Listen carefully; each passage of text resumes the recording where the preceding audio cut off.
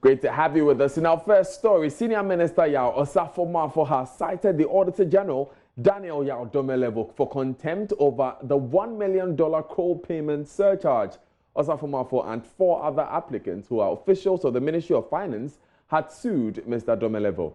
The senior minister therefore wants, first of all, an order committing the respondents to prison or an alternative for the imposition of any other punishments that this honorable court may deem just and proper upon the grounds contained in the accompanying affidavit in support. Also, they want consequential orders, including the setting aside of the respondents, being the Auditor General's, said impugned decision against the applicants. Now, this decision is the one where he asks Mr. Osafo-Maafo to pay back $1 million to government. Now, let's get some background on this issue. The senior minister, Yao Osafo-Maafo, was surcharged $1 million over an agreement with a foreign company without allegedly following due process. The Auditor General revealed on Joy FM Super Morning Show in November, the senior minister had 60 days to go to court to seek an order setting aside this surcharge. Now, lawyer Yao appoints a lawyer represents, the senior minister. He joins us over the telephone for details of this story. So, Mr. Opong, why are you citing Mr. Domelevo for contempt? Oh, good afternoon. For the record, with all due respect, I'm not the one citing Mr. Domelevo for contempt. My clients are Mr. Osafo-Maafo, also known as the senior minister, and 4 other public officers.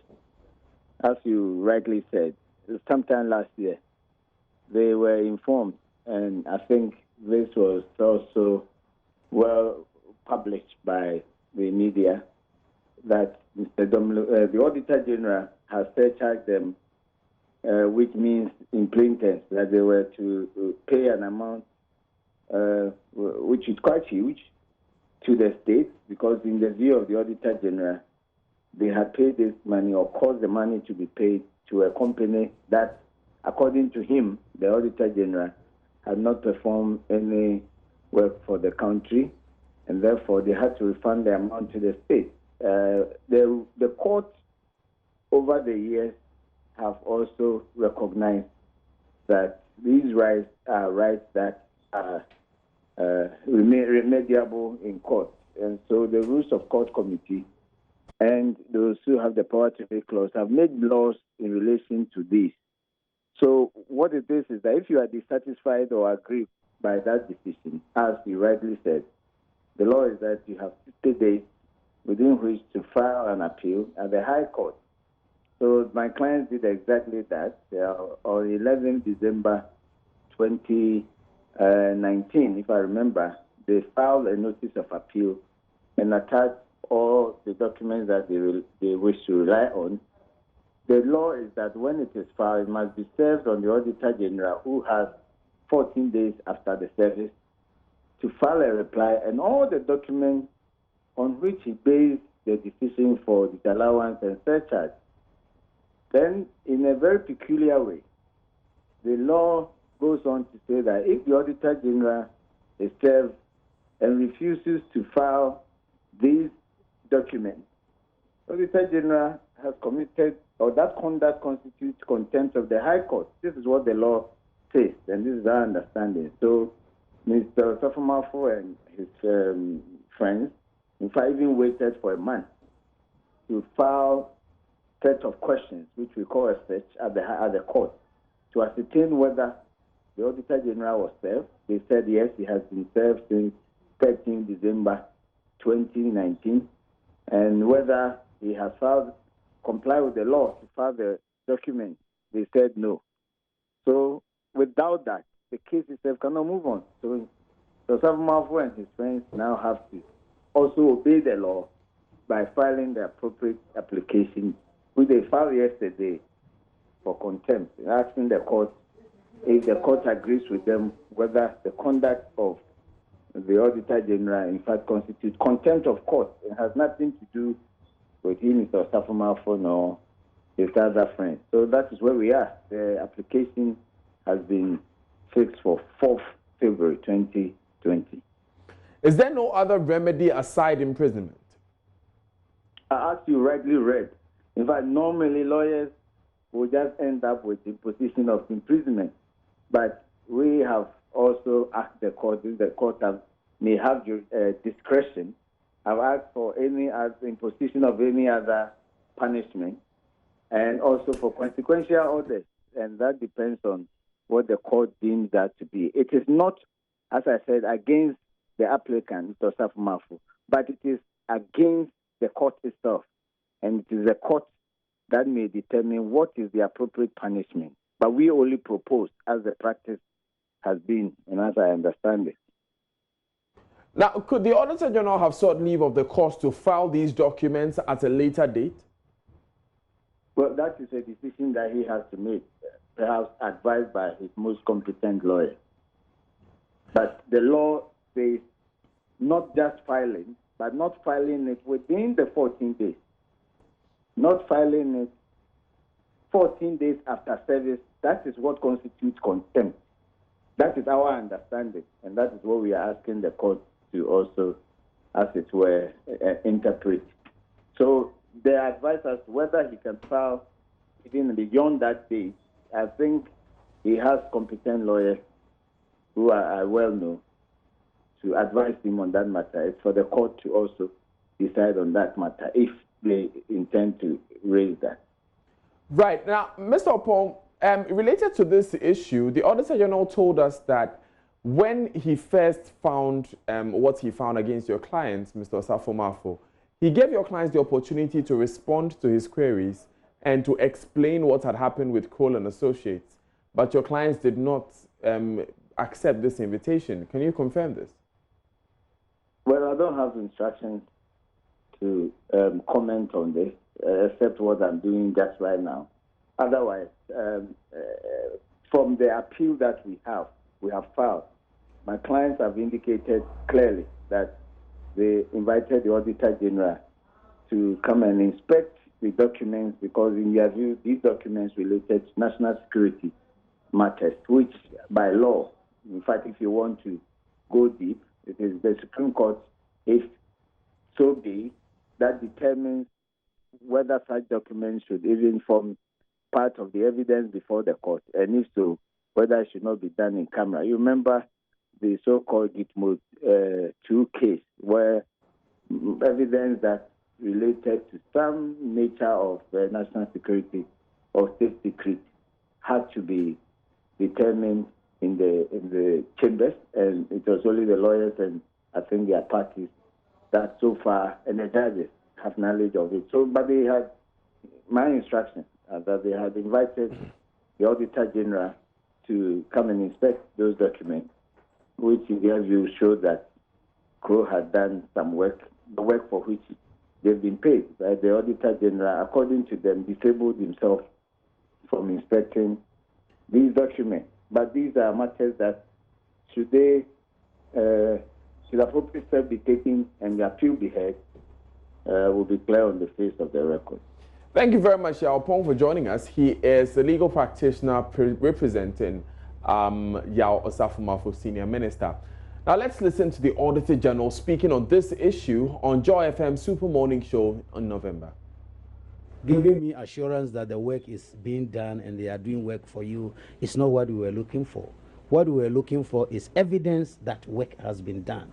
That is one. And if you saw the letter which they have published on the web, which shows their intention to disallow and surcharge, you will see that we were asking for some other information.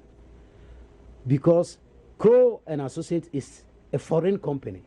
Article 181 of the Constitution, Clause 5, provides that it requires parliamentary approval for you to go into such contracts. We are waiting for that parliamentary approval to come. Then we also stated that we don't think they follow the procurement process. If you look, I saw a document that you circulated on Joy FM, which is purported approval from Public Procurement Authority. If you look at that approval, it was given on the 14th of November 2017. The contract was signed on 26th of September 2017, 2 months later, before the approval was given. So the contract had already been signed, and invoices were issued earlier than the contract date. Okay? And if you, I don't know why Ghanaians don't read critically. If you read that letter, you will see that the approval was given by the management of PPA, not the board. Section 40 of the Public Procurement Act says the board, not management. But it is management who gave the approval. And the approval was given to National Security Secretariat, not senior minister. So there are a whole lot of questions unanswered about that, which we thought they will have come clear of it, and they have not come. As a result of which, I've issued a surcharge. So I've issued a surcharge against the senior minister that he should pay the money back into government coffers. Away from that story, the inter-party resistance against the compilation of a new voters register is demonstrating through the streets of Kumasi today to drive home their demands. The action is to pile enough pressure on the Electoral Commission to rescind its decision to compile a new voters register for the December general elections.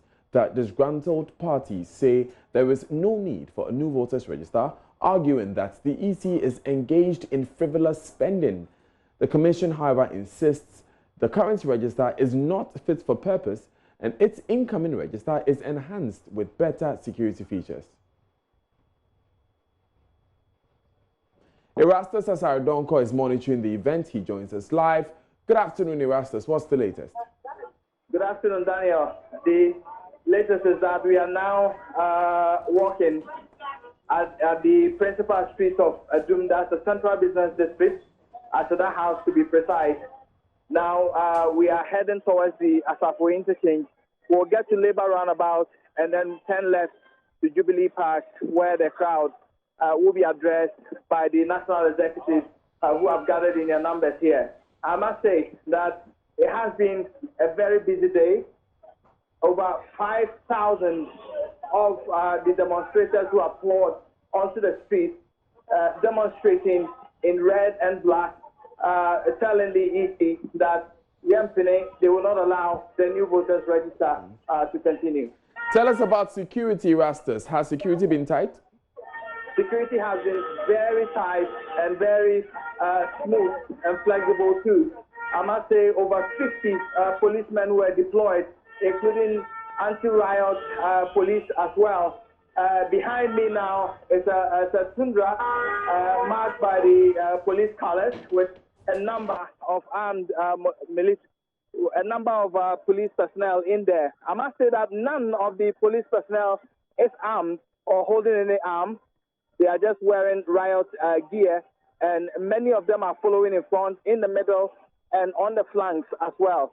There are plainclothes men and women who are police CID people are seen also in the crowd. So I must say that security is very tight here. Thank you very much, Erastus Asarodonko, for that update from one demonstration to another. And a group calling itself Concerned Citizens of Etiwa Landscape have taken to the streets to compel government to abort plans of mining bauxite in the Etiwa Forest Reserve. The demonstrators say the move to leverage the reserve to the Chinese government as part of the Sino-Hydro deal will have dire consequences on the people, especially those living in the catchment areas. Clad in red armed bands, the protesters hold placards with several inscriptions to send a strong message to government. PRO of the Concerned Citizens of Etiwa, Nanampim Dakwam Ponsa, says they will resist every move by government to leverage the Etiwa Forest Reserve. Correspondent Edwin Kofisian joins us with more. Edwin, where are the demonstrators now? What can you report? Currently, they are at the forecourt of the old court building in Tibi, where the leadership of the demonstrators are addressing their members. So it's about to start with the addressing of the members who took part in the demonstration. So as I speak with you, they've moved from Sejimasi, where the protest started, to Tibi, the capital of the Ebuakwa district. About how many people have gathered? Well, I could count about more than 500 people, in estimation, 500 people who joined the protest from that I mentioned to Tibi, where they brought the demonstration to an end. Were the police there? I saw some police officers. They were not armed. The people who were protesting were relating well with the policemen, with the police officers. So the police men did not have any hell of a task in, handling the demonstrators who participated in a demonstration today. Did they engage authorities in any way? Come again? Did they engage the authorities, like in the municipality or the region, in any way? No, they first decided to, engage the Occasional Sergeant for Amotio for repaying, but we were told he isn't around. He didn't delegate any person either to receive the petition. But then the leadership of the demonstrators says they are going to, send the petition to the municipal chief executive for reasons they say is best known to them. So right. As I speak with you, they've not been able to, contact anybody to send any petition to. Thank you very much, Edwin. We stay with the environment because the Ghana Water Company Limited, GWCL, has warned that should the illegal mining menace persist in the western region, residents there will not have treated water running through their pipes. GWCL's communications manager Stanley Marte, in an interview on PM Express on JoyNews Monday, indicated that the utility provider loses about 40% of the water abstracted before and during treatment, which is not economically healthy for the company. It was very good because I remember we going around, even with our board and management, to some of these areas to, to check on performance or to check on how things were going. And seriously, the campaign was good because in some of our treatment plants, for instance, we had reduced the volumes of or the quantities of chemicals that we were using for the treatment. We had seen improvement in the raw water quality, at least even with the naked eye, you could see. And in some areas like Chebi, the water after very few weeks was very clear, and you could see it. And some oldies that we had a chat with, old ladies that we had a chat with, actually admitted that this was how it used to be in times past before, set in and all that. So we're all hoping that it was going to continue like that. And then occasionally we'll hear of some operations somewhere and all that, and then we'll see a change. But then it was still okay, we're managing it. But now it's terrible. It's terrible. And how terrible is it? My fear now is that, for instance, in the western region, if you're not careful, we may have to shut down, especially our Dawasi treatment plant, which is on the Pra River. The Pra River is so terrible now that we are unable to treat enough water to serve the people of Takrady. How many people rely on that particular plant? The population of Dawasi serves Takrady, and then Traban serves Sekondi, but there's some interconnection, and so in all we produce normally. When things are okay, we produce about 11 million gallons of water daily from these two treatment plants. But now we are producing averagely 3 million, which is scary. Yes, from 11. Still live on JoyNews today, and ACP Dr. Benjamin Agojo has been granted self-recognizance bail by an Accra High Court. The senior police official, who has been in police custody since November 2019, has been accused of his alleged involvement in a plan to topple the government. He has since then been denied 2 bail applications, but today, the court presided over by Justice Eko Baden held that the state's allegations that ACP Agojo will interfere with investigations and witnesses when granted bail was vague and not backed by evidence. He was granted bail to the sum of 500,000 cedis with 8 sureties. ACP Agojo is expected to report to the IGP and the BNI twice a week for 3 months and once a week afterwards. His passport is also to be handed over to the registrar of the High Court.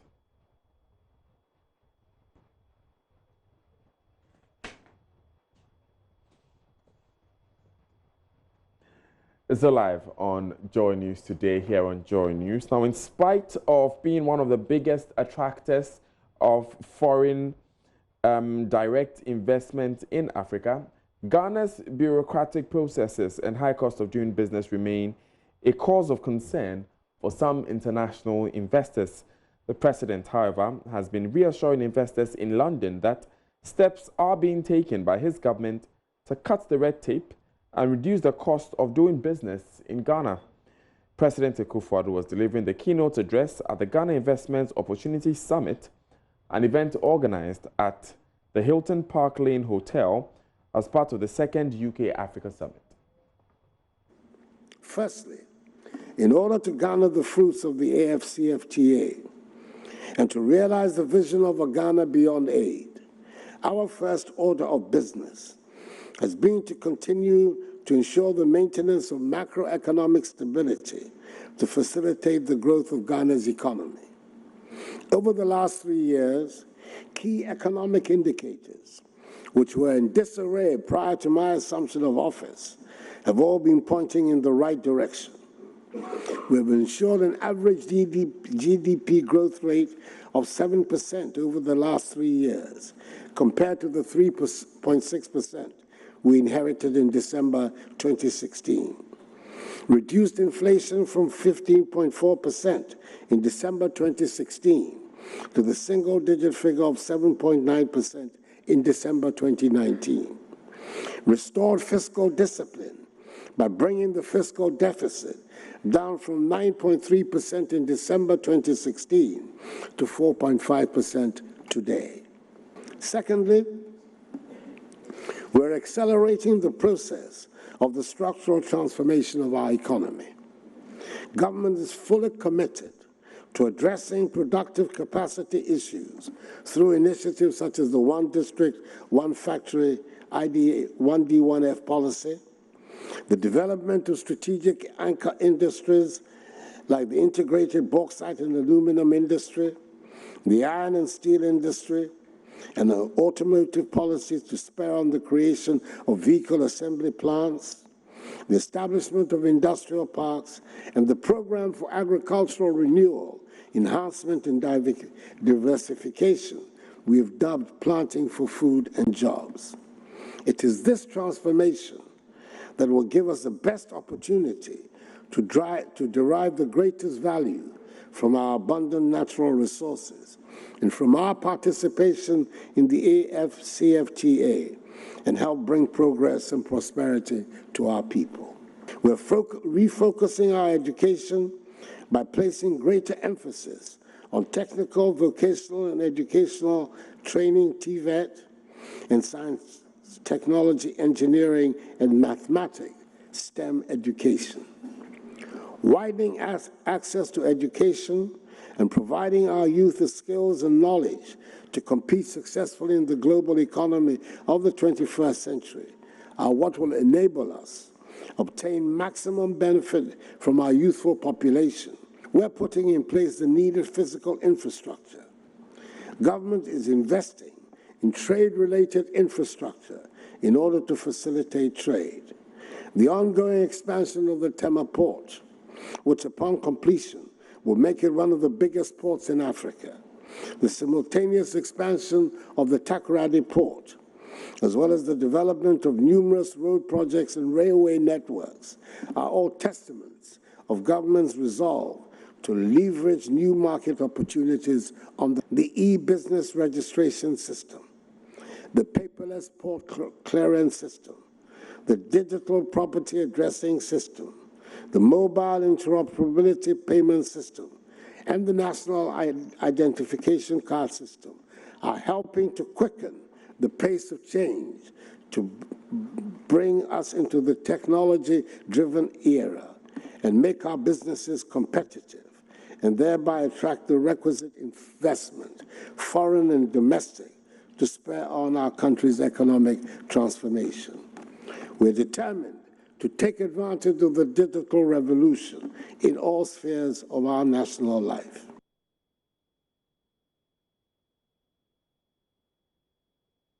Now, away from that, a survivor of last week Tuesday's accident at Stonepwase on the Cape Coast Takoradi Highway, Charles Osei, has described as a silly mistake the crash, which resulted in the death of 34 persons. Charles, who is seeking medical care at the La Paz Community Hospital, says one of his colleagues is unable to walk after the incident.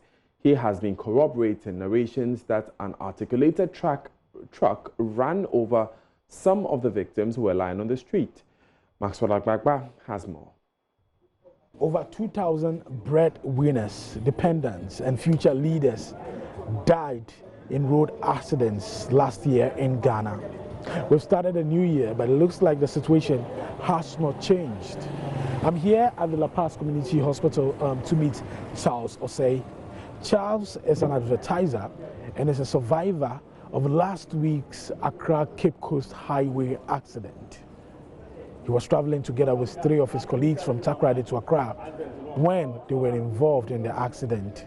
He came out with blood oozing from his nose and his mouth. He survived it, but he will continue to live and suffer the brunt of that accident. Today he's here to do some x-ray because he continues to feel pains in his chest and in back. Charles has been telling me about the horrifying moment the bus in which they were traveling was involved in a head-on collision with another bus heading to Takoradi. I was coming from Takoradi with my boys. We went there to do some work. So on our way coming back to Accra, where the incident happened. Wow. So how many were you? Yeah, we were 4. 4? Yeah, myself and 3 of my boys. Okay. And you went to work in Takoradi? Yes. Okay. And around what time were you coming back? Around 12 a.m. 12 a.m. Yeah. Okay. Tell us, what exactly happened? Like I was asleep a little bit, but when I saw the sound, I just opened my eyes. Within the minute, the incident happened. Yeah, so I saw it within 1 minute, and I couldn't do anything. So what I realized, I saw blood coming from my nose and my mouth, and I was under the seat. Yeah, that's what I saw it. That's what you saw. Yes. So you were in the car heading where? Where exactly? From Takoradi to Accra. From Takoradi to Accra. That's the ash bus. Yeah. So within how many minutes? Is it around? How did it happen? Like, was he overtaking or that overtaking? Yeah. The red bus was overtaken. He crashed our bus. He crashed your bus? Yeah. So tell me, that moment when he crashed your bus, what exactly happened in the bus? You were inside, you were conscious. What happened at that moment inside? Were people screaming? Were people Yeah. There was a sound, screaming, a whole lot of fighting. Each and everyone want to come out to save him or herself. So I was calling my boys. Yeah, I was calling them. Yeah. After I saw we are saved, so we just step out, and that we were. But I saw many people blood, and so like the 10 minutes later, I started showing the dead bodies and stuff. Yeah. Wow. Yeah. So were there dead bodies in the car before you came out? Oh no, I stepped down before I saw, because there was a blood through my nose and my mouth. So after the 10 minutes, 15 minutes, and I saw a whole lot of things. I'm sure at that point, the 3 people you were traveling with, you started looking for them. Yes. Who are these 3 people you were traveling with? Setopon, we normally call him Modenchem, and Edubuahin, that's Gab, and Amufa. Yeah, that's my boys. They're your boys? Yeah. Okay. And so when you got out, you started looking for them. Yes. Where are they now, the 3 of them? One is still at a critical point. His leg, 2 legs got broken, so he's in treatment now. But 2 of them, they are okay now. The 2 of them are okay? Yeah, they are okay. So they are at home? Yeah, they are home. Okay. But one of them has his legs? Yeah. So he had a treatment now. Is he able to walk? No. Wow. No, he can't walk. Wow. Yeah. So when the incident happened, when you came out of the car, and we hear reports that there was another car that ran over people who were, the accident victims who were lying on the streets. Did you see anything like that? Yeah. Even I was the one the car was chasing. Well, I just saw the car coming. We are around like 2 minutes and passed to the bush. So the car was chasing that tipper truck. So I saw that he knocked some guy down. And he killed him? Yeah, even my boys was even crying. It was who was knocked down. Yeah, but so they later saw me coming from the bush, and he says it's not me. Yeah. So when the accident happened, yeah, and the people were injured on the road, yeah, articulated truck we're talking about was speeding and then ran over people. Yeah. It was coming from Takrady. Just past. It's no good experience, of course. Yeah, it's no good experience. So tell me, how are you feeling now in terms of your health? How are you feeling right now? Now my head, my chest, and my back. Since 3 days ago, I couldn't sleep. So I decided to come and do all the body scan and X-ray on my head. Because as of now, my head is paining me, my chest, my back. Yeah.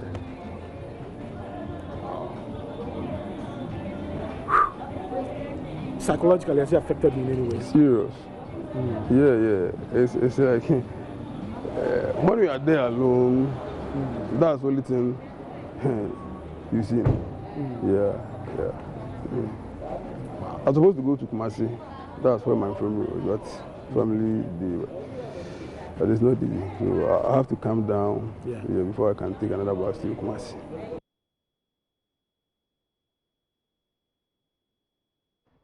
Coming up in business here on JoyNews today, Bank of Ghana seeks appropriate cost to adjudicate case brought against it by owners of collapsed GN savings and loans. Stay with us for details.